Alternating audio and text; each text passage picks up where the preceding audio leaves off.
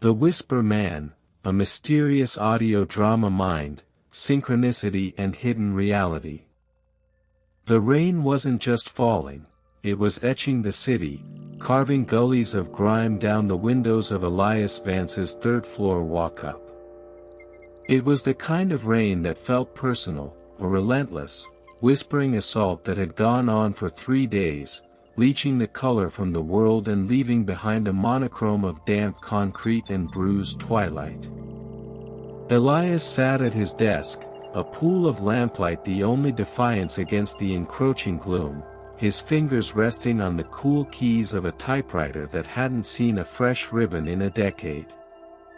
He wasn't a writer, not really. He was a collector of cracks. The cracks in reality, the fissures in the mundane where the strange light seeped through. His life was a quiet study in noticing the things others ignored. A pattern in the flight of pigeons that seemed to spell a word he almost understood. A phone ringing in an empty apartment, its tone a perfect match for a childhood memory. A stranger's laugh echoing from a subway tunnel that held the exact pitch of his father's, dead these 15 years. Most people called it coincidence. Elias called it data. He was a seeker, though he'd never have used the word himself. He was simply a man who knew, with a bone-deep certainty, that the world was a palimpsest, and if you looked closely enough, you could see the older, stranger writing bleeding through. The case of the Whisper Man began, as these things often did, with a sound that shouldn't have been there. It was late, the rain a constant hiss against the glass. Elias was transcribing notes from a battered journal, his handwriting a tight, anxious scrawl. He'd been investigating a series of seemingly unrelated electrical surges across the city, each preceded by a reported feeling of intense déjà vu in the vicinity. The data was thin, frustratingly so. He was about to call it a night when he heard it. A voice, so faint it was barely more than a texture in the air, a vibration felt more than heard. Find the key, asterisk. He froze, his pen hovering over the paper. It had come from the corner of the room, near the old, disused fireplace. The voice was thin, reedy, stripped of any identifiable age or gender. It was a whisper that seemed to originate inside his own skull, yet carried the chill of a great distance. "Hello?" he said, his own voice loud and clumsy in the silent apartment. "Nothing. Just the rain." He stood up, his heart a dull thud against his ribs. He walked to the fireplace, ran a hand over the cold, soot-stained brick. Nothing. He was about to dismiss it as fatigue, a trick of the wind, when he saw it. On the mantelpiece, a single, perfect feather lay where there had been nothing before. It was iridescent black, like oil on water, and it seemed to drink the light from the room. As he reached for it, the whisper came again, this time from directly behind him. "It's in the silence between the notes, asterisk." Elias spun around. The room was empty. But on his desk, the page of his journal was no longer covered in his own writing. Scrawled across it, in a hand that was spidery and alien, were 2 words, Orpheum Theatre. The Orpheum was a derelict artifact from a grander age, a hulking ruin of carved stone and boarded-up windows on the forgotten edge of the city's theater district. It had been closed for 30 years, a victim of changing tastes and a fire that had claimed the life of its most famous performer, a magician and mentalist named Arion Thorne. Elias knew the story. Thorne wasn't a mere illusionist, he was a pioneer of what he called noetic arts, the science of the mind. He claimed his tricks were not tricks at all, but demonstrations of latent human potential. His final, fatal performance was said to have been an attempt to project his consciousness into the audience, to let them see the world through his eyes. The fire was officially an electrical fault. The whispers were of something else, something that had gone terribly wrong. Standing before the Orpheum in the lashing rain, Elias felt a gravitational pull, a sickening lurch in his gut that was equal parts terror and compulsion. The feather was in his pocket, a cold, smooth presence. The scrawled message was burned into his mind. This was the crack. This was where the light was coming from. He found a loose board at a side entrance and slipped inside, the darkness swallowing him whole. The air was thick with the ghosts of dust and decay, a symphony of rot. His flashlight beam cut a frail path through the vastness of the auditorium. It was a cathedral of ruin.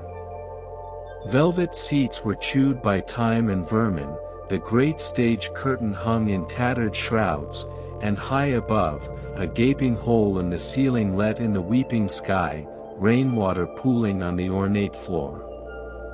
He stood in the center aisle, the beam of his light trembling slightly in his hand. And then, he heard it. Not a whisper this time, but music. A faint, ghostly strain of a violin, a melody he felt he should know, threading its way through the sighing of the wind and the drip drip drip of water. It was coming from the stage. He moved forward, each footfall an explosion of silence in the cavernous space. As he climbed the steps to the stage, the music grew slightly louder, though no less ethereal. He swept his light across the boards, past faded markings for long-vanished sets, until it fell upon a single, solitary object. A violin bow, lying perfectly straight and centered, as if placed there moments before. It was old, the wood dark and polished, the horsehair pristine. As he bent to pick it up, a wave of vertigo hit him. The world tilted, the ruined theater flickering, and for a single, heart-stopping second, he saw it not as it was, but as it had been, ablaze with light, filled with the murmur of a waiting audience, the air thick with anticipation and the scent of perfume. Then it was gone. He was back in the decay, clutching the bow, his breath coming in ragged gasps. The vision had been so vivid, so real. It was more than memory, it was an imprint. And in that moment, he understood. The Whisper Man wasn't a ghost. It was an echo. The echo of Arion Thorne's final, shattered performance. Over the next few days, Elias became obsessed. He spent his days in dusty archives, piecing together Thorne's life and theories. Thorne believed that consciousness was not confined to the skull, but was a field, like gravity, that could be manipulated. He spoke of the collective unconscious, not as a metaphor, but as a real, accessible dimension, a library of every human thought and experience. His performances were experiments, attempts to tune his own mind into that frequency, to become a conduit. His final act, the Symphony of Mind, was meant to be his ultimate demonstration, a shared hallucination, a telepathic concert for 1,000 souls. His nights were spent in the Orpheum, sitting in the dark, listening. The whispers became more frequent, more structured. They were fragments of Thorne's thoughts, trapped in the psychic residue of the fire. Elias learned to still his own mind, to become a receptive vessel. He met others drawn to the place. A homeless man named Saul who claimed the theater's shadows showed him constellations of his past lives. A young, intense woman named Clara, a music student who heard the ghost violin not as a melody, but as a complex mathematical equation that, if solved, would reveal a fundamental law of physics. They were fellow seekers, each interpreting the signal through the filter of their own longing. They were his teachers, his strange, broken guides. But the theater held more than just whispers. As Elias delved deeper, tuning his psyche to its frequency, he began to confront his own shadows. The stage became a screen for his subconscious. He saw his father, not as the kind man he remembered, but as a figure of towering disappointment, his back perpetually turned. He saw a version of himself he feared, a lonely, bitter old man, still chasing cracks in reality, having found nothing but more cracks. These weren't ghosts from the theater's past, they were ghosts from his own. Arion Thorne's amplified consciousness was acting as a mirror, reflecting back the hidden architecture of Elias's own mind, his deepest fears and his unacknowledged desire for connection, for meaning that wasn't just a pattern in the chaos. The climax came on a night when the rain ceased, and an unnatural silence fell over the city. Elias knew, with the same certainty that told him when a synchronicity was meaningful, that it was time. He brought the feather and the bow. He sat in the front row, the crumbling velvet scratching his neck. He closed his eyes and did what Thorne had tried to do, he reached out. Not with his hands, but with his awareness. He let his own thoughts quiet, becoming a void, a listening silence.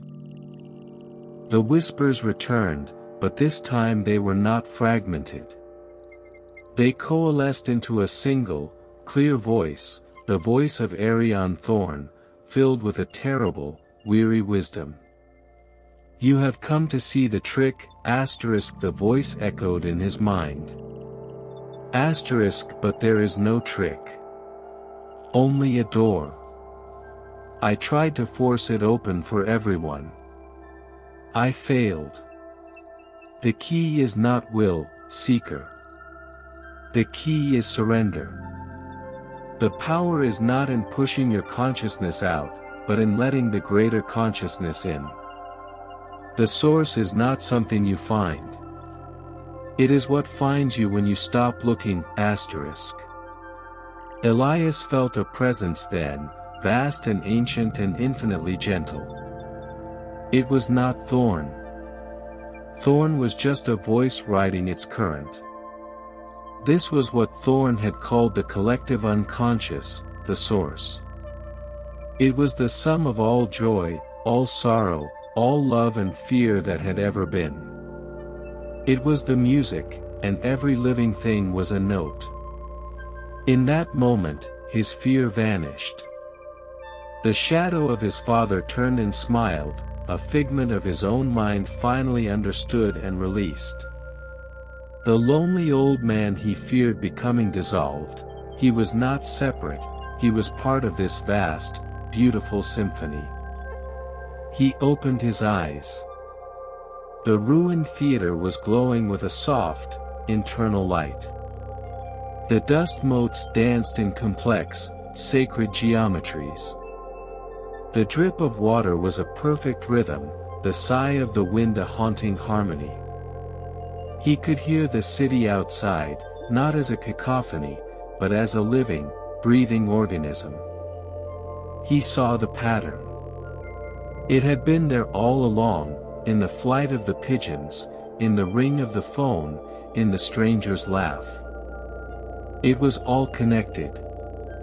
There were no coincidences, only conversations in a language he was finally beginning to understand. He stood up, walked to the stage, and laid the feather and the bow together in the center.